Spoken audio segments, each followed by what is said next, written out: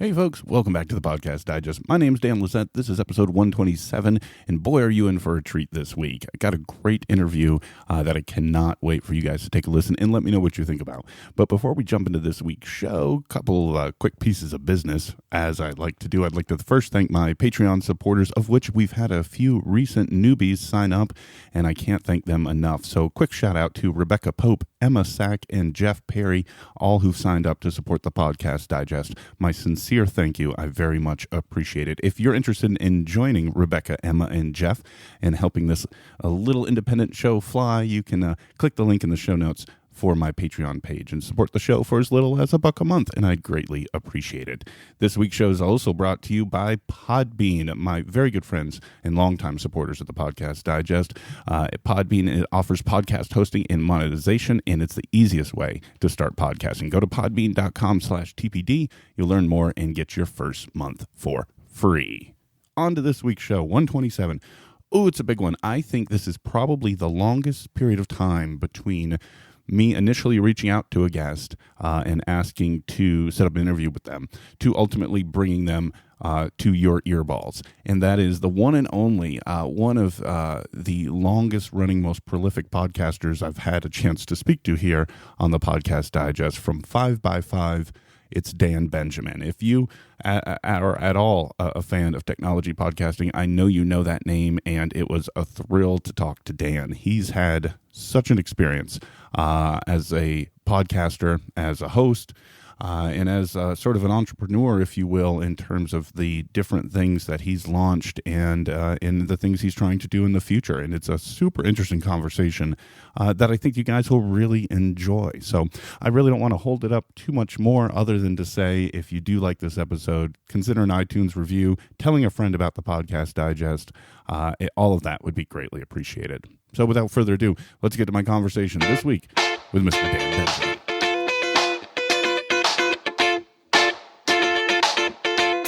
Welcome to the Podcast Digest, the podcast dedicated to helping you find the best shows worthy of your subscription, as well as conversations with their creators. And now, your host, Dan Lissette. All right, folks, and welcome back to the Podcast Digest. As I mentioned up front, my guest this week, a gentleman I've been listening to for a very long time, one of the first people I ever considered myself a true fan of. As you guys know, I've lived in the technology world for a long time in terms of my podcast listening habits, and I first came across this gentleman way back in those early days. I welcome to the Podcast Digest somebody I've been wanting to talk to for a very long time, from 5x5, Fireside.fm, Archer Avenue, and so many other things. Mr. Dan Benjamin, welcome to the Podcast Digest. Hey, glad to be here, Dan. Thanks for having me. I'm so excited. This is going to be fun. I can't wait. Well, I mean, it's already happening, right? It's like I don't have to wait. It's now. Waiting. It's right now. We've been trying to make this happen for a long time, and you've got a lot of kind of things going on, and I'm really happy that we had a chance to finally connect and talk about your amazing experience and world in podcasting. But if you've never heard one of my conversations before, Dan, my regular listeners know I open every conversation with this one question. Long before you started 5x5, and for anyone who may not be familiar with you, pre-podcasting days, give us a little bit of your personal background history. Who's Dan Benjamin? I don't think anything before the days of podcasting matters very much, as you know. Of course. Anything that came before this isn't, I don't really think, worth talking about, let alone reminiscing about. But there was a time before podcasting. Yes. And I started out in, I guess you could say, computer programming and IT stuff back in as early back as maybe like the 90s. And I used to write software for other people, building what we would call now like CMS, content management system, or electronic publishing tools we used to call back then. And I worked in the telecommunications, billing systems, software group for a while, and just writing all kinds of software, and spent a long time in IT doing, I was the guy that, like, when your mouse stopped working, I would crawl around under the desk and plug it in for you, and building PCs, and eventually setting up data centers and servers and hosting, and spent a lot of time in the hosting space, and eventually worked my way up to CTO of of a San Francisco startup type company, and found that had been one of my longtime goals, right? Like I wanted to be a CEO, but I wanted to be a CTO at like a startup in San Francisco. Like that was the holy grail. And I did it, and I found out like it wasn't that great for me. And I didn't like it. I didn't like the stress. I didn't like all the responsibility. I was farther and farther away from the technology, which is stuff that I always enjoyed doing. And so, after a few years of doing that at two different companies, I thought, this would be an excellent time to try doing something that I'd always wanted to do. And that was essentially what podcasting still is to me, which is essentially radio. I think of this as being radio more than I think of it as a podcast. And I think that reflects in the shows that I do as well. I guess we'll get to that later. But I guess it was about 2008. I'd been doing a couple podcasts for about 2 or 3 years at the time. And I thought, it would be a whole lot of fun to try to make more than just kind of hobby money off of this. What if I did it full time? And I was researching it, and I read an article about Leo Laporte, who at the time, I think it was a New York Times article actually, and he said something like, I think they were doing $1 million of revenue through Twit at the time.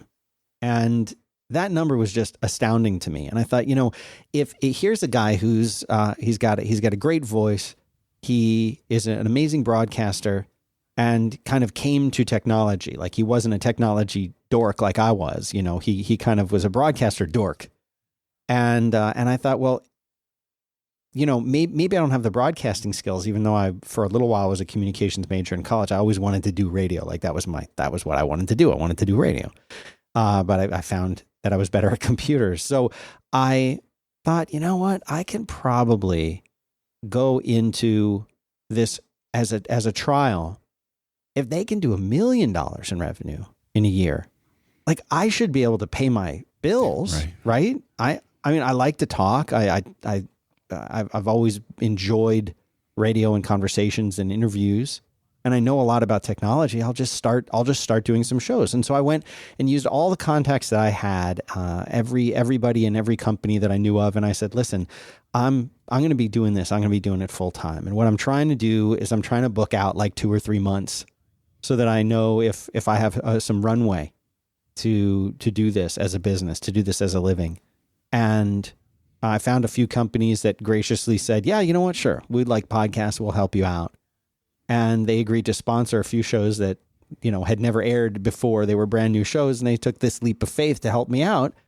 And it paid off big time. I was able to go do it full time.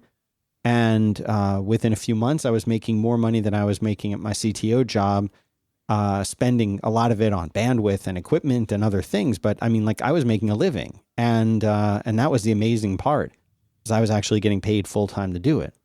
I don't know if it'd be that easy to start that way right now, but back then there was so little by way of high quality podcasts. I mean, we did have some really, really great podcasts out there, but it seemed like the majority of the podcasts at the time, they were really amateur. And even people who had something great to say, they didn't know what they were doing on the technical side. Or they didn't know how to edit things in the audio, their audio files. They didn't know how to do anything.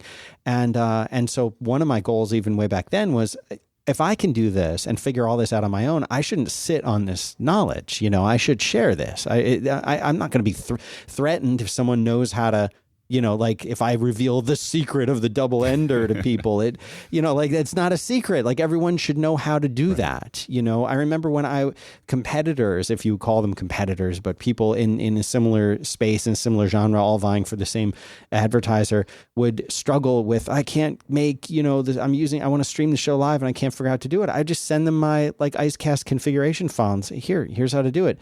Because like I feel like everybody should have a chance to do this. It's fun, and it's one of the very few truly open spaces that we have left to us today in technology, in media, and the combination of those two things. And everybody should. Let me ask you this, Dan, because one of the things I like to do is kind of try to, as best as I can, is take people behind the scenes, stuff maybe they don't know about or haven't heard. And as you're telling me this story, there's this thought that's running through my head.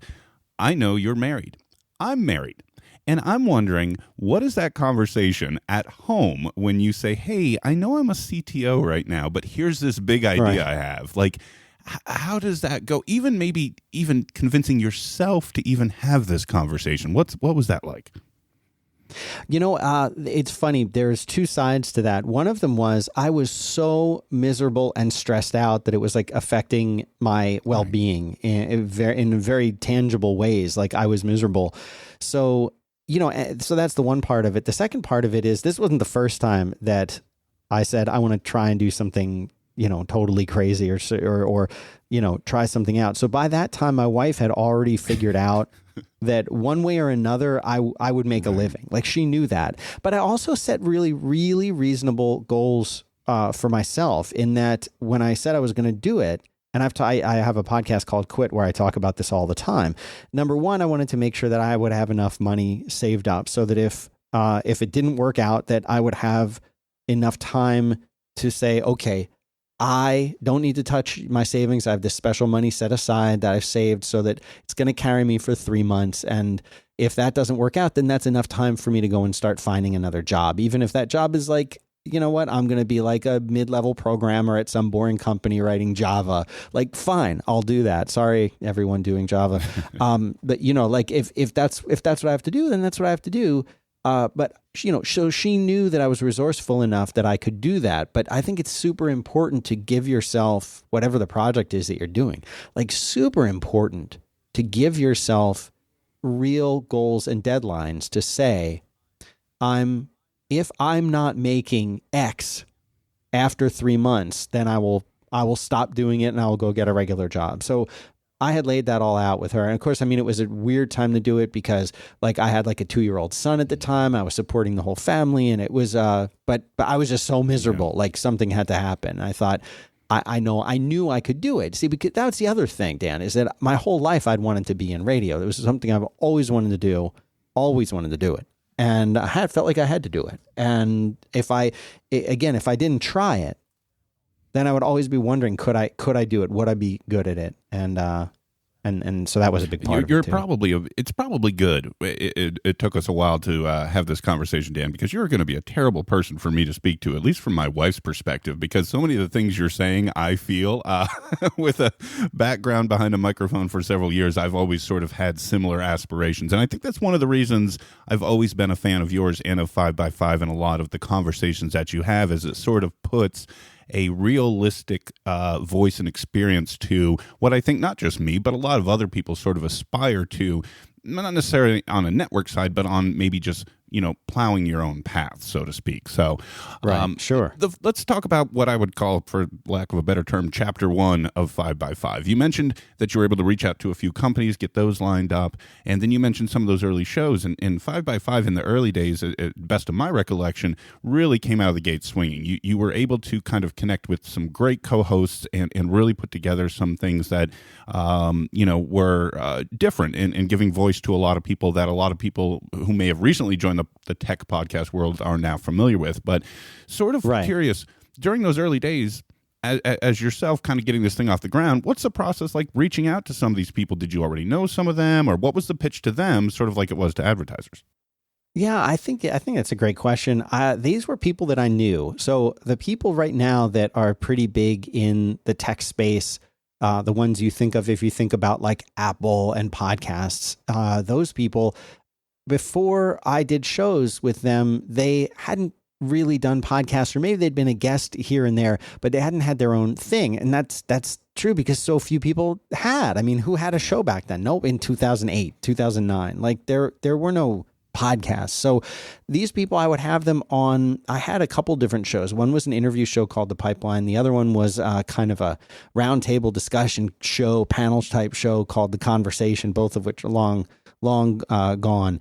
But I would have them as guests on one of those shows. And afterwards, I would, if we like really hit it off or they were really great, I would say, well, you were great on that. Would you ever consider you should really consider doing like a podcast. And usually they'd say, no, I could never do that, or I wouldn't want to do that, or I don't have time to do that.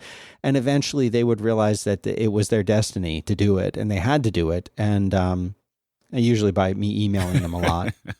and then they eventually, some of them agreed to do a show. And but if you go back to those episodes, you can really hear the genesis of a lot of what we think of as tech podcasts today. I'm not taking credit for that, because I was at most one half of those shows, sometimes much less than half of those shows, because the people that I did the shows with, knew so much and were so great.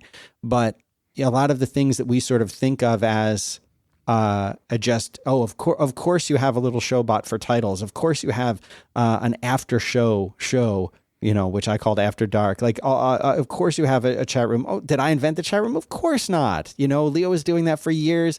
Adam Curry, No Agenda, has been doing most, if not all, this stuff, especially in the show notes. But just having these terms appear in our vernacular as podcasters, like, oh, we'll do it in the after show and the After Dark, or oh, we got show notes, or what about the show bot? A lot of these things were kind of consolidated in the stuff that we figured out over time. And again, this is one of those things where it's amazing to see that people have taken these ideas and just run with them, and the contributions that people have made to make this stuff possible is just really, really cool. We were part of the best community in the world. Yeah, and 5x5 had, I mentioned sort of, the early days of some of those guests that a lot of people now hear. I mean, I would use the term launching pad for so many of the other shows people now subscribe to. I don't know if you're as comfortable with that term as I use it, but it's one of the ways as a listener I've sort of looked at that a lot of people sort of must look back and, at least in some form or fashion, give a nod to 5x5 or Dan Benjamin in terms of helping them find an audience, or to even just improve their craft in podcasting, or maybe even just discover their love for, the audio medium to reach an audience. For you, how does that feel that, some of these shows are now gone off to do other things? Is there a sense of pride, almost like, an NFL coach's tree where their assistants have gone on type of thing? Or is there a little, how do you feel nowadays, I guess, is about sort of, the retired shows? I don't really think about it that much. I mean, I think all of the people that I got to work with, that I was lucky enough to do a show with, some people have said, "Oh, do you think any of these people would ever be in podcasting if it wasn't for you?" And my answer is, I think so. I think they would eventually found their way there, whether it would have been in 2009 or 2012. Yes, eventually, because these are people who I wanted to talk to because they had great opinions and a lot to say. And this was just one of many vehicles that kind of allowed for that type of conversation. And I don't know, I don't take any pride in it at all. I don't think, I think it's just, it was a fun time to do those things, and now they're doing different things, just like I'm doing different things. I think, anytime that, like I was watching, there's a show on Netflix now, which I think was originally a CNN production called The 80s. I've seen it on the block scrolling. It's recommended for me, Dan. Maybe I should watch it. Especially if you were a child in the 80s, it's you'll see a lot of things that are super amazing and familiar to you. And if you weren't a child of the 80s and everyone's into the 80s now, this would be a good show to watch just to see kind of where we came from. But in this show, they were talking about how they're starting like exploring TV and looking at shows like MASH, and MASH was it 11 years that it was on? There's eventually these people had to go on and do other things. Right. And, like if you've been listening to the Howard Stern show since the 80s or whatever, like, they're still there and they're still doing it. But that's a super rarity. Like, it's really rare for people to want to go and show up every week and talk for a few hours every single week forever with no breaks, and not think that they're going to like get bored or want to try something else or want to do something else. And so everyone has gone to do other things. I think I still have one or two shows that are still going, but I think variety's good. Yeah. No, absolutely, and and I think I asked that question really because I have a feeling a lot of listeners have wondered, and I wanted you to share your take on that. But getting back to 5x5, what I'm curious about is you had a couple shows to start, but at a point, I mean, I think today 5x5.tv shows 25 active broadcasts, but I know that number at one time was even bigger. Yeah. So during this growth, I know that 5x5 exploded. You guys ended up, you've got, a real studio now, and you've got people and help that came in, but I'm sure it didn't start out that way. So how did that growth and how did you feel that process went, and sort of what were some of the decisions you were facing as kind of things kept exploding for you? Yeah, sure. I mean, when it started out, it was me in a spare bedroom with a little condenser mic. And a computer, and that was it. And I knew that, that if I recorded a few things like that I made a little bit of money, then I could start improving the gear, because my goal was to be better, to have a sound, as far as sound quality. At the time, my go-to was Radiolab. Yes. Because Jad Abumrad is, I should say, the master of Pro Tools, and the master of his recording studio. And they record at WNYC. They're in a real studio. They're not, they're not doing this out of their bedroom. They're in a real studio. But I said, if it's possible for them to put out this incredibly high quality podcast, it should be possible for me, or I should be able to get pretty darn close. So I worked with some audio engineers that I knew and came up with, figured out what I could do and learned a lot and did a lot of research and started buying equipment and growing. And so eventually, as I was making enough money to live and then buy some equipment, I expanded that. And then pretty quickly, I realized that part of the reason why I did so many shows at first was because at the time, and keep in mind, this is at the time, it was very easy for me to get a show that had 20,000 listeners. That was easy. I could do that. It was very difficult to get a show that had 50,000 listeners or 100,000 listeners. Although we did that too, it was a huge challenge to get there. And I realized, well, if I just come up with if I just do more shows, then, and even if they're just 20,000 downloads per episode, well, then I could probably do enough to get paid the way that a person with 100,000 downloads might get paid by their sponsors. So I did a whole bunch of shows. I was doing 1 or 2 shows every day. And at the time I was doing it with video. I got a cheap HDMI video camera, and I would stream the shows with audio and video and everything. And I tried anything just to see what would work. I had no idea what would work. So I was constantly experimenting every single day, spending hours of saying, well, what if I do this? And what if I record this way? And what if I record with better audio in equipment? Then I don't have to spend as much time in post, which means less time editing, which means more shows. I can do more shows. So that was kind of the ramping up process. And so producing those shows, that is coordinating everything, selling ads for them, coordinating the business, making sure people got paid and scheduling things. I needed help doing that. And so that led me to start to hire first an engineer who could edit the shows for me. And I would record the show. And then this is before the days of Dropbox, really. I would transfer the show to them, and they would edit the show, and then they would send me the MP3. And of course, 5x5.tv, the website, was a software that I had built, and I had wanted to do it in WordPress or Expression Engine or Drupal, but I found that it was going to take me longer to customize those to make them work the way I wanted them to work than it would be for me to just build the system that I wanted to in Rails. I was a daily Rails developer anyway, so what was building another publishing tool? Easy. So I did that and started rolling these shows out, getting an audio engineer to edit them and then post them for me. And then I wound up hiring someone else who could help out with all of the scheduling and bookkeeping and advertising and everything like that. And so along the way, just wound up, as we grew, at one point, I think we had closer to 40 shows. I had a handful of people working for me. But what I realized was that was not, we weren't scaling very well. We weren't scaling at all, really, but we were growing in a way that didn't make sense. I found, after a big investment of time and money in things like video and experimenting with video, that that never paid off for us. Like having essentially doing what were audio plus TV style shows, we never got enough views. No matter how good of a job we did or how well I promoted it, we never got enough views to really get sponsors interested in paying more for that. So if I didn't need that, then I didn't need a video editor type person on, to help out. And so we kind of scaled back down to just what we needed and focused more on doing better shows, higher quality shows, and investing a lot more time and energy in fewer shows to make them even better. As opposed to kind of growing it into something big. And so that's kind of where we are now. I do 3 or 4 shows a week at the most, and I spend a lot of time in sales and other aspects of running the business, and of course doing the stuff with Fireside. Was there a time during that journey, Dan, where you looked at yourself and was like, this has gotten a little bit too much in the sense of your time? Because I know when I was listening at a time when we talked about, I had 10, I think, 5x5 shows I was subscribed to, and I'm sure you were on 8 of them.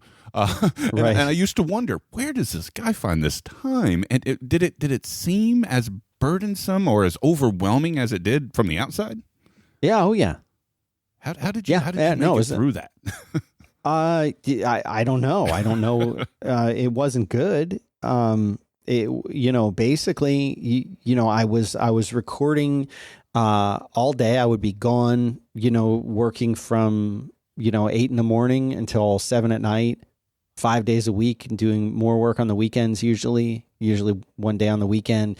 It was pretty tough. I mean, it wasn't, and it got to be to the point where it wasn't that fun. And even though I had like an editor who was doing editing, I still would wind up editing stuff or doing ad drops or whatever. And it was completely not something that I could maintain, and eventually just completely, you burn the candle at both ends. You can only do that for so long. And people are always like, slow down, you're going to burn yourself out. I'm like, I can do it. I can do it for another. Right. And I did. I mean, I did it for many years. And eventually I just got to the point where everything's sort of like my like physically and mentally, I just couldn't anymore. But that was coming at the same time that we had this big change in the way that podcasts work and the way that sponsors want to sponsor shows, and the days of just getting sponsors for shows based on the charm of the show or the charm of the host.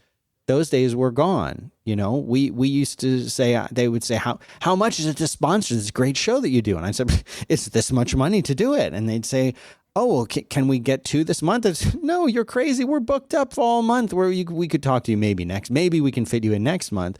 And now, of course, as you know, it's not like that. It's based on CPM.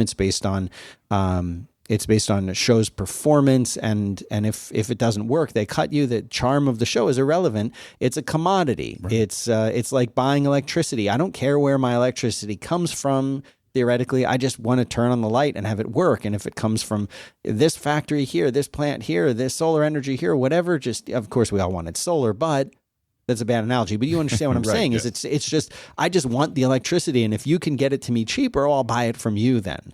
And the concept of taking care and quality to produce great quality shows, that stopped mattering to sponsors. It was more, we got more downloads and more responses from this show, so we're dropping these other 3 shows that were 0.01 less productive for us, right. And we're over here now. Sorry. And at the same time, you had there's one company in particular that sells for a lot of podcasts who were just selling at any price at all in order to fill inventory. So they brought the CPM way down. I will agree with you if you would say, well, wasn't the CPM too high for a long time? Yeah, it was. We rode that wave as long as we could, but it went from a CPM of maybe 40 to a CPM of now 10 to 15. Right. Typically, that's what sponsors want to pay. And unless you're doing tens of thousands of downloads every week, you're not going to be able to make very much money podcasting. So it's even tougher, I think, for people who are just wanting to start out, going into it thinking, oh, I'm going to make money from sponsors. I'm going to be like Dan up in Philadelphia and and make bank every single day. I think that's why people are turning to member supported stuff. Yeah, and Patreon and things of that nature. Yeah, you're absolutely right, and it's a great segue to the next chapter, if you will, that I wanted to talk a little bit about, because maybe this was a natural extension, or maybe this was kind of more a formal toe dipping into something else. But you've got another name under your 5x5 empire, Dan Benjamin Empire. I'd like you to talk a little bit about. You sort of did kind of talk a little bit about Advertising World, but you guys sort of do some of that formally, right, with Archer Avenue. Yeah, and I didn't know how that was going to be early on. I mean, again, flashing back to 3 or 4 years ago, it really seemed like podcast advertising was going to be the next big thing. And a lot of people had come to us saying, we want ads, we want sponsors, but we're not good at that. Can you sell for us? And I would say, okay, like if it was someone that I knew or I was a fan of their show, then I would say, yeah, sure. I can do that. But what eventually it made sense to sort of set up a separate company to handle that, because there was money that was flowing in that my accountant's like, why is this money coming in and then you're paying it all out? Like, that doesn't make sense. The IRS doesn't like that. And so we wound up setting up a separate entity. And I said, you know what, I'll make it a little bit more public and I'll set this up. And still today, I probably get 3 or 4 emails a day from people who are doing shows, who want ad representation, who want to make money selling ads or through ads on their podcast. And it's a little bit frustrating, because a lot of these people will say, hey, I've got a show, I've been doing it for a year, we get approximately 800 downloads per episode, and could you represent us? And it sucks, because the answer is no. Like, there's no way we could get them in front of a sponsor. The sponsors, they don't want shows less than 40, 50,000 downloads a lot of the time. I mean, you can, if you've got a long running show that really performs like yours, where you can sell it regardless of the number of downloads, but that's based on the history, that's based on a lot of other things. So one of the things we were able to leverage for people with Archer is all these companies that are buying sponsorships with us, they've been buying them from me, through me, since 2007, some of them. So they know us. And when my sales director, when she writes an email to them, she can say, hey, we've got a new show we want you to try. For them now, they've already got all our agreements in place. They've already got our banks hooked up to their payment systems. It just becomes a line item for them. 3 episodes of this show, done. Right. And it's one of the very few ways you can actually penetrate the armor of a lot of these companies that do podcast sponsorships these days, is to work with a company like Archer Avenue or like many of the other ones that are out there now. And they can help you be that line item while your show is only getting a few thousand downloads, before the sponsors that are really big are starting to call you. And there's plenty of people out there who have shows that are getting millions of downloads. They don't want to deal with sponsors. They just want to go and do their show. And this lets them do that. Hey folks, let me briefly interrupt this conversation for a quick message from this week's show sponsor. That is my very good friends over at Podbean. They continue to support the Podcast Digest, a fact of which I'm very appreciative of. And if you haven't heard me talk about them yet, I want you to seriously consider Podbean. If you are starting your own show, thinking about starting your own show, or maybe just looking for a new home for your existing show, Podbean offers so many different things that you really want and need in a podcast host, somebody to host your show. It's going to set you up with a website. That's a big deal. Having a website is very important. And you're going to be able to customize that website, and you're going to be able to have a nice embeddable player for your show, each new episode that you put out. And of course, it sets up perfectly with iTunes. If you want to import your show from another host or redirect it and migrate that thing over, Podbean's got you taken care of. If you've got your own website, though, it can easily integrate into that already. You're going to be able to set up a mobile app, either Android or iOS or both. Podbean offers all that. You're going to join the Podbean directory. And there's all kinds of promotional opportunities, right? They feature different shows on a weekly basis, and they've got a great website for finding new shows. So that will all help your show growth as well. You're going to be able to share your show. All right. You guys know that on Twitter is a big medium of communication for you guys with me. And Podbean's going to allow you to use Twitter, use Facebook, use all those socials with your show being published through Podbean. That all comes along with the package. And of course, you're going to get all the statistics you ever wanted. I'm a big stats guy. I look at them way too much, and Podbean's got you covered when it comes to comprehensive podcast statistics. And when you're ready to take your show to the next level, Podbean's got you covered there too. They've got all kinds of integrated monetization tools, right? If you want to designate episodes as premium content, if you want to start participating in their advertising platform, or even set up your own patron program, Podbean puts all this in one place just for you. And it's worth checking out. And when you do, go to podbean.com/TPD for the podcast digest. TPD. If you go to that special URL, it's telling them that you heard about Podbean through this show. Please do that. You'll learn more. And best yet, you'll get your first month for free. That's the easiest way to kind of figure out if Podbean's the right fit for you. And I think it's worth your consideration. So check them out. My thanks to Podbean for once again supporting the Podcast Digest. Now, back to my conversation with Dan Benjamin. It's a super hot topic right now, it seems, in the world today. I mean, there's so many conversations going on about how much money there is there to be made, where it's going to, tracking with audience. I've had the chance to speak to several people that I've talked about this subject with, including some who are actively involved today, like Julie Shapiro from Radiotopia, as well as Hernan Lopez with Wondery, who's working with Art19 on the dynamic ad insertion, and these other type of topics that just seems like everybody and their brother, from producer to host to agency, are all trying to figure out what the future of this podcasting advertising relationship is going to be, and it doesn't seem like it's been nailed down quite yet. No, I agree with you completely. I don't think it's been nailed down. I think it really remains to be seen whether or not and how podcast advertising really works. I think one of the things that we're kind of waiting to see is there a way for I use the term media figures. Is there a way for people who are not media figures to get their shows sponsored? If you're just starting out today, just like you can't just go to Hollywood and and expect that you're gonna be a lead actor in a huge movie. Likewise, you can't think that you're just going to start a podcast and become the next, whatever serial or whatever. And I think a lot of people are disappointed to see that is actually the case. They say, I'm doing a great show. I mean, I should make money. And I think one of the things a lot of those folks are getting misinformation under a false impression of is YouTube, right? Because on YouTube, you just check the box, ads start to appear, and if you get enough, sort of people watching, then dollars start to drop in your account. Right. And it's interesting because I think there's people out there trying to figure that out, right?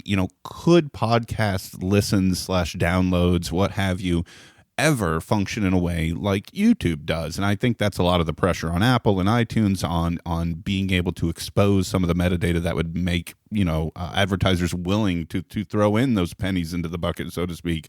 But I guess unless something evolves on one end of the spectrum or another, I don't know that we're going to see that model. Yeah, I don't think so. I mean, and again, I think that's why more and more people are wanting to do things with listener supported shows. Right. And again, I'll point to Adam Curry and John C. Dvorak's No Agenda, which is a program that I truly enjoy. I'm a friend of Adam's. I've known him for a number of years. He's here in Austin, and they're able to both make a nice living and do their show twice a week. And it is I do not think there is a show other than yours where that is more thoroughly researched, more thoroughly prepared for than a second to you. It's than No Agenda. Oh, I'm not even in the same category, Dan. Come on. Absolutely. Nope. You have encyclopedic knowledge of every single one of your guests. And it's, I think it's astounding that they're doing all of that, and they have supporters who are giving them money to do the things that they do. And it's pretty cool. I think that's the future, that unless if you're a big movie star, if you're a big performing artist of some kind or another, and if you're some kind of if Kanye wants to do his podcast, yeah. Kanye's going to call Podcast One and say, I want a show. And they're going to say, you got it, come into the studio. And he's going to roll in, and they're going to have a studio set up with microphones and everything. It's going to look amazing. He's going to record a show. He's going to leave, and a check's going to come in. Yeah.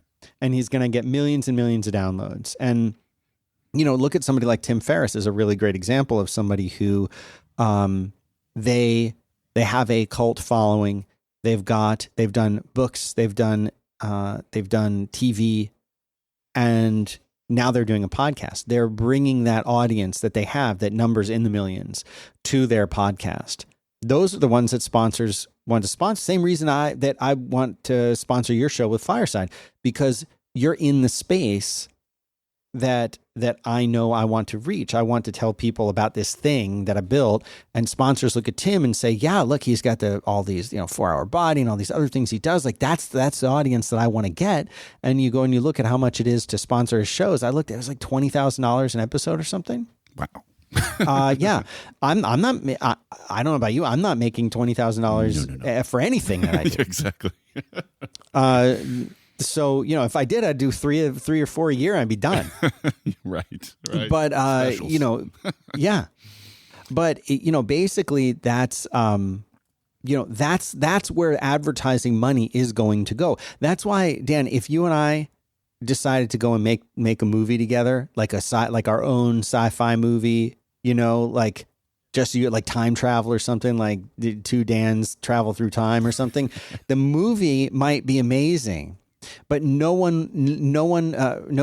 production company or distribution company rather would ever put that out. It wouldn't go into any theaters except my house and your house, and only people that we forced to watch it would ever watch it. That's the difference between our movie and the new Transformers movie that's coming out. That's where all the money's going to go, and right. That's where the distribution is going to go. It's the same thing. There's enough people who are coming in because they're already in movies, because they're already on TV. That's who's now coming to podcasting as like their third thing that they're going to do. Oh, I'm a performer and I do this, and I do that, and I'll do a podcast too. That's where the money's going. But wouldn't you agree there's a democratization component to it, though? Because my show's going to sit in that search box right next to Kanye. Now, hopefully, I might be able to say, feature a review of Kanye's album. And then if somebody searches the word Kanye in iTunes, they may see his show, but next to it might be mine. And that sort of, I think, is the hope or potentially the promise of being able to at least play in the same field. Yes, our movie, Dan, isn't going to end up at the AMC or Regal theaters, but you know what? Our podcast is going to end up in iTunes with Kanye. And I think that's sort of the great hope, right? That at least there's some level, maybe not in advertising dollars. I completely agree with you. Those budgets are going to the bigger names, but at least in exposure and potential recognition, it's almost better than the Netflix in terms of evening the ground. Because you know what? I'm pretty sure if we made a movie, Dan, Netflix would pick that up. Now, you never know. With our combined power and cloud, anything's it's possible. Yeah. Well, that was sort of, I wanted to talk to you about Archer because I can talk about sort of the business side of this thing so many times, especially as I've had the fortunate opportunity to dip my toe just a time or two into that side. I have 14 awesome people supporting me on Patreon, so I understand that side of the equation just a little bit as well. But for you, it seems like there has now been a transition to the next chapter. Almost sort of, you've got the show hosting and production and all the behind the scenes required for that, and then sort of the formalization of the advertising side with Archer. And then I don't know, you can tell me, but I know I first started hearing about it from you on your shows maybe about 2 years ago, 18 months ago, somewhere in that window, where you decided that there was yet another step you could do. You've referenced it a time or two. It's called Fireside.fm. And I'm curious, when did you first starting having thoughts of a hosting opportunity? Probably in 2009 when I was, working on the 5x5 website, I realized, other people are going to want this because it's doing things that nothing else is really doing. And of course, I didn't have any time. I didn't have any time for years for anything like that. But it became very, very important to me to build something that, and again, not to like hoard the technology. Like I knew that I had built something pretty good because that's what I did. Like that's what I've been doing since 1980. Was working on computers and doing stuff on computers, so I better be good at it. And I realized then that if I build something that was good, that these technologies combined, whether it's whether it's making shows easy to post and publish, or being able to add artwork automatically, or integrating with a CDN, or adding chapters, whatever it is that you want to do in relation to a podcast, I wanted to build that into the system. So in the back of my mind, I'm like, well, if I spend the time doing this now, it'll make my life easier, but maybe it can make everyone else's life easier too, And so I had always had that in mind. Again, podcasting is like one of the few places where anybody who wants to can go and start doing something that really lets them get their voice heard and get it out there. But there are still so many challenges and technical hurdles, and I've always been a person who's really focused on like a really positive, good user experience, the systems that are out there besides Fireside, most of them are very difficult to use, or they don't do a lot for you, or the websites that they generate aren't that good. There was nothing that kind of offered the whole picture for somebody who just wanted to go and record their show. They've got their show, they've got their MP3 file. They don't want to do anything after that. They just want to put it there and get it out into the world. And how do they do it? And there wasn't a good answer. Could it be SoundCloud? Well, yeah, I mean, you could host your shows on SoundCloud, but it's not really geared for podcasts. It doesn't really, the tools that podcasters want are not really part of it. Could you put your files on Libsyn? Of course, Libsyn has an incredible infrastructure for hosting podcasts and a great CDN, but like the websites they make aren't that great, and it's not, it can be a little bit confusing. The user interface is kind of something from the 90s, and but they're rock solid for their hosting, and tons and tons of people use them, and and then there's all these other ones out there, and I looked and I said, there's nothing that, if it was me today, there's nothing that I would want to use. There's nothing that really does everything. I could go to Squarespace and put a website up on Squarespace, but I won't get any analytics and stats from them. So I could put the files then on Libsyn, and I could update the Squarespace site, but now I've got to upload the file here, and will it put the artwork in for me, and where the chapter's going to go, and I want the stats, but I also want page views, and they're over here, and then what about the media player? I said, no, it shouldn't. There should be a system built by podcasters for podcasters. And that's something I started saying 2 or 3 years ago. That's what Fireside is. Before I even had a name for it, it was by podcasters for podcasters, because that's what it is. And this is based not just on the stuff that I want, but in doing those 30 plus shows on 5x5, I had all my hosts who were all over the world with all different kinds of experiences and backgrounds saying, can you make it work like this? Could you add this feature? Could you do this when it uploads? To the benefit of everyone who uses Fireside now, is getting that, getting those additional tools, getting all of that collaborative ideas that I've been getting from all the other podcasters I've been working with, is stuff that I've been doing day in, day out, for 7 or 8 years. They're getting all of that. So it really, and then you could also say that, look, there's a lot more podcasts than there were 5 years ago. There's a lot. The advertising is gotten way more competitive. We're competing now with everybody for their podcasts. You know, your show is competing with whatever show I do. And you'd say, well, no, it's not. Well, yes, it is, because if we have a listener, that listener's only got so much commute time, so much walking time, so much listening time.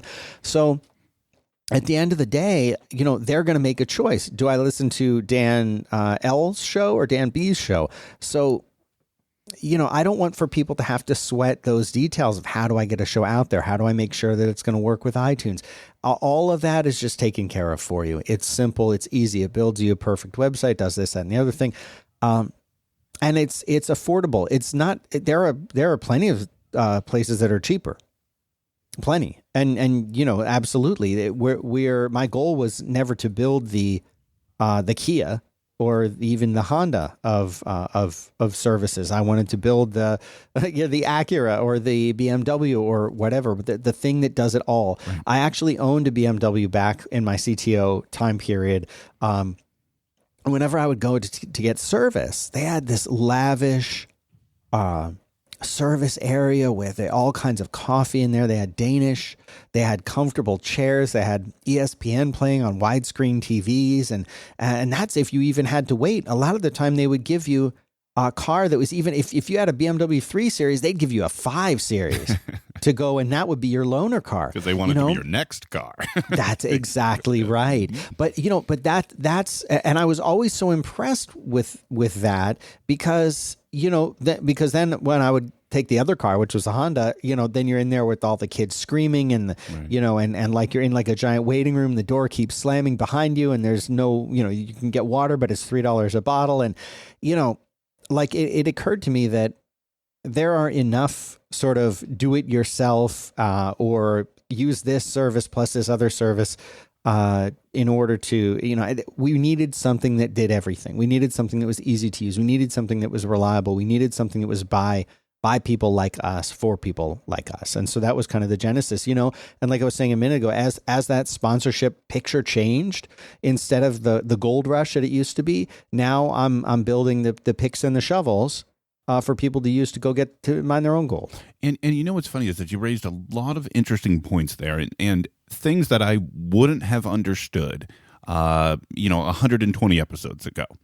Right. But now at this point, and as folks are listening, they know that this is episode 127 now. I've learned a lot, and looking back in that rearview mirror, there are several things about what you said that makes a point. And it's, I want to say this, and I think this is kind of piggybacking off your car analogy, and I think it sort of applies in the sense that there are different hosts, and many of them offer a lot of great services and have their pros and their cons. You know, an advertiser that I've been featuring for a long time, very big supporters of my show, Podbean, in looking through their materials, they offer a lot of great services as well. However, I host with Libsyn and have since day one, and for a lot of the reasons that you mentioned as well. But in looking at that experience and in reviewing Fireside and kind of monitoring it to the side, if you will, I'm on the beta, signed up for the beta when it first came out, all that. Well, thank you. I'm scared, right? And I think that's probably what a lot of people might feel. And it's the question I want to ask you about what people, you know, what you might be able to say to those folks. But one of the things I wanted to highlight was that you mentioned the website. One of the things that I completely borked up, and I'm so scared to try to unwind it, is my website is a blogger site, a .info domain, and I registered the .com, but I tied that to the RSS, which meant it was tied to my Libsyn website, which, to your point, the Libsyn website I do not like. So I registered the .info, created a blogger going through Libsyn's destinations, and figured I didn't want to mess with WordPress. I'm not brave enough for that world. This is the reality for everyone. So I ended up on Blogger, and my website is probably the least proud component of my full show package, period. You know, it's that. But it is what it is. So the reason I tell that story is that one of the things in looking at Fireside and looking through the screenshots and stuff that you guys have up, link in the show notes, folks, is that you guys are trying to solve all that. But what would you say to somebody like me, Dan? And I imagine there's a lot of people listening might feel the same way. They're scared. They're 50, 70, 150 episodes in, and they're okay with where they sit. Right. Well, if it's not broke, don't fix it. And maybe it's just a little, it's cracked. but it's not broke. So what do you say to those folks? I mean, that is a perfectly valid thing to say. The first thing I would say is if you're content with what you're using, don't change. Don't go shopping for a car if the current car that you have does everything that you need. However, I think it's very much, like people have, it's almost a superstition. I mean? It's almost like they know the way things are. They don't want to mess up anything. They don't want to screw it up. They don't want to lose any listeners. But at the same time, the flip side of that is, how do you know what else is out there or what you might be missing if you don't investigate, if you don't look, if you don't give it a try? And that's the reason that there's two things. The first is, like with Fireside, I knew, again, I was building this as much for the Dan as consumer person. So I knew that if it was me, what would I want to do? What would get me to potentially try it out? Well, free trial, of course. So everything has a free trial. So you got that. But the other thing was this importing feature that I sweated over for a long period of time. I had no idea it was going to be as important as it was. This is one of the really valuable things I learned by doing that beta was how that almost everybody who's coming to Fireside, I was expecting a lot of new people because I'm reading all these statistics about there's this many new podcasts coming out every day. Wow. Well, we got people who are starting new podcasts, but almost everybody's importing one. Right. They are coming with, like you, 150 episodes. And how do they get that over to here? It's not like you just drag some files and clone your disk or something. This is much more involved. This is a big challenge. So how do you do it? So I wrote an importer that could handle importing your existing podcast wherever it is. Whether it's on WordPress or Squarespace or Libsyn or SoundCloud or Simplecast or FeedPress or whatever, or just a hand-coded RSS feed, and you type in the RSS URL for your podcast and hit submit, and we do the rest. We import everything. We bring over the MP3 files. We bring over all the meta tags and descriptions, all your show notes, everything that you've had. We bring it all over into the new Fireside podcast that you've set up, and it comes over seamlessly. Now you do this while you're on your free trial. It doesn't cost anything. It doesn't even take your time. The whole import process, you click and then it does it in the background. You go away, come back, check it an hour later, next day, whatever. We pay for that, and I'm happy to pay for that because I'm confident that when you try it out, you'll say, it does that too. It does that too. It does this. It does that. Oh man, I don't have to do that on my own anymore. Think of the time you'll save. And so all of that's free, costs nothing. It doesn't hurt. The one thing I find a lot of people ask me is, I don't want to import because I'm not sure I want to move. Well, importing that doesn't affect anything, right? That's all a closed system until you actually redirect your feed from wherever you were to Fireside, until you move your domain, if you have one, to Fireside. Nothing happens. It's just like, copying a file on your desktop. Nothing happens to the original.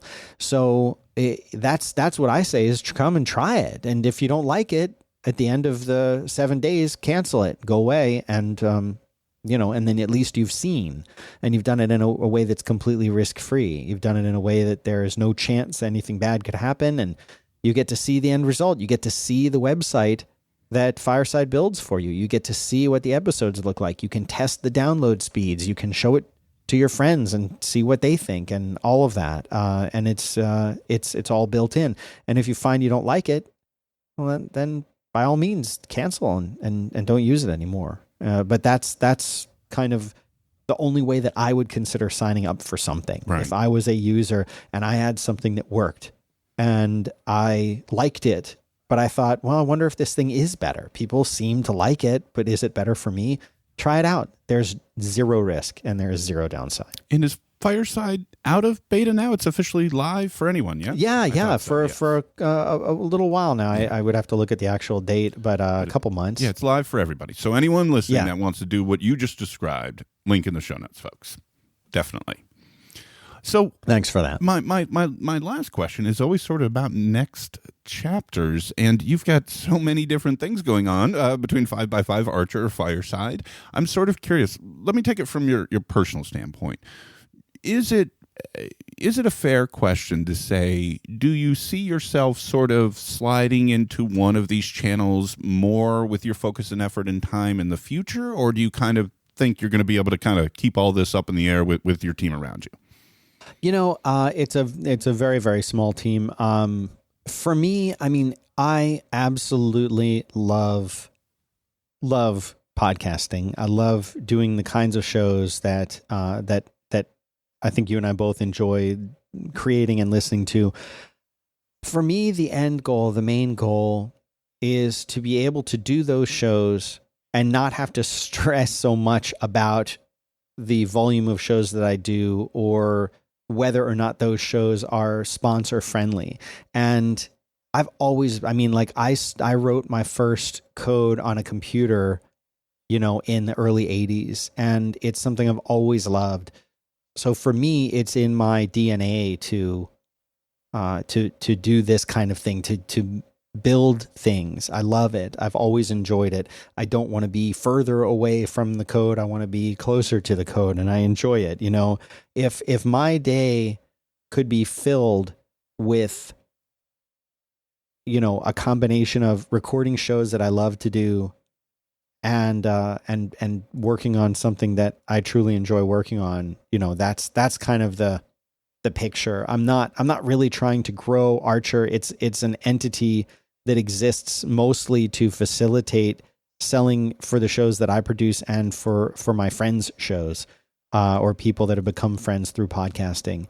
And I'm not trying to grow that to compete in the advertising space and podcasting, because to be honest, like that, I don't really think that's the direction that podcasts are really going to go.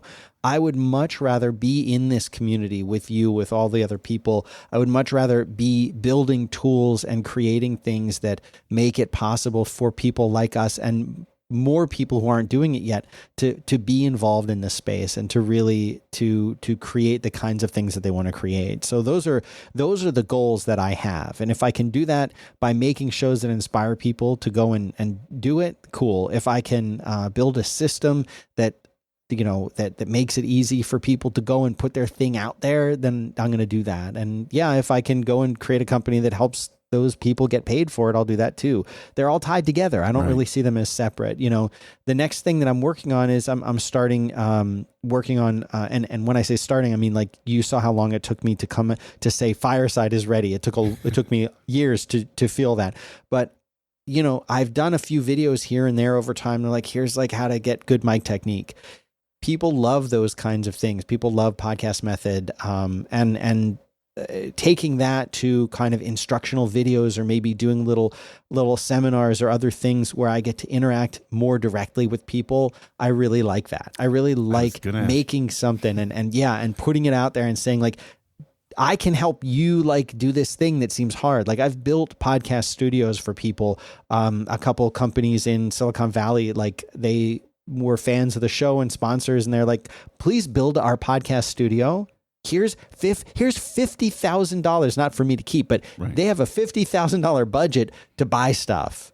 That must be fun.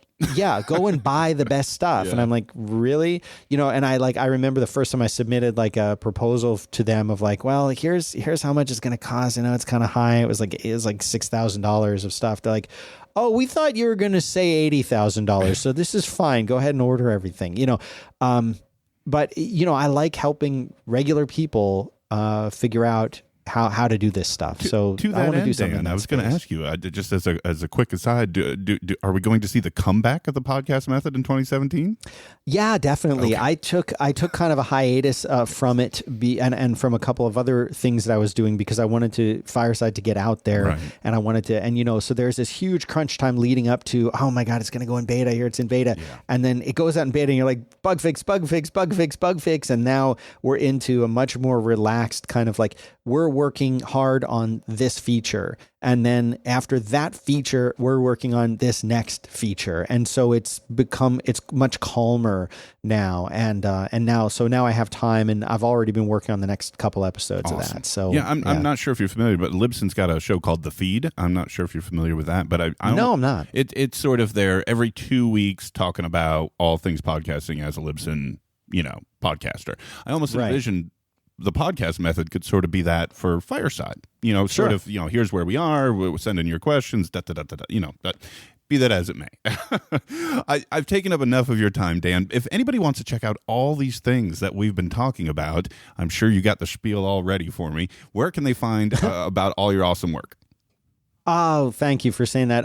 Yeah, definitely. danbenjamin.com is probably the place to go for links to all of that stuff. That'll take you, to all of these things. But obviously 5x5.tv, fireside.fm, and you can find me on Twitter at Dan Benjamin, and I answer questions for people there if they have them too. So awesome. There you go. And I will have that. Thanks for having me on, man. I love it. I love talking about this kind of stuff with you. All that's going to be linked up in the show notes, folks. And Dan, thank you very much for joining me. You were probably one of the top 5 people in my mind when I started the show in September 2014 that I said I would love to have a chance to talk to. I'm really glad we were able to do this. So thank you very much for joining me. Of course, anytime. And folks, that will do it. That's episode 127 right there. My conversation with Dan Benjamin from 5x5, Fireside.fm, Archer Avenue, all those wonderful places. What'd you guys think? Did you enjoy? It was a thrill to talk to Dan, something, as I mentioned, I'd been wanting to do for a very long time. I've been listening to that guy's voice for many a year now, and it was a real thrill to finally sit down with him and ask him some of these questions. I hope you guys found that interesting, informative. Or maybe you learned something. And if you did, share the show, right? Tell somebody about the Podcast Digest, that you're enjoying these conversations, or leave an iTunes review, or anywhere that accepts reviews where you listen to your podcast. I appreciate it. It humbles me when you do that. And don't forget, I want to thank this week's show sponsor one more time. Don't forget to visit podbean.com/TPD if you're thinking of starting a podcast or looking for a great home for your show. You'll get your first month free when you sign up with that special URL. So you can try all of their great hosting features. Once again, my thanks to Podbean for supporting the Podcast Digest. And my thanks to you for listening to the Podcast Digest and for supporting the show, tweeting about it, giving me the feedback, shooting me emails, writing iTunes reviews, all the awesome, cool stuff that you guys seem to do on a regular basis. It is so greatly appreciated. You have no idea. So on to next week. I think I may be breaking regular format next week. Remains to be seen for sure, but maybe a very special episode coming for 128. We will see. Stay tuned. Subscribe. Tell your friends. Until that point, folks, my name is Dan Lizette for the Podcast Digest. Thank you for listening to the Podcast Digest. You can follow the show on Twitter at Pod Digest. Like the show on Facebook at facebook.com/The Podcast Digest. Email the show feedback at thepodcastdigest@gmail.com. And you can find all the previous episodes and exclusive blog entries at the show's website, thepodcastdigest.info.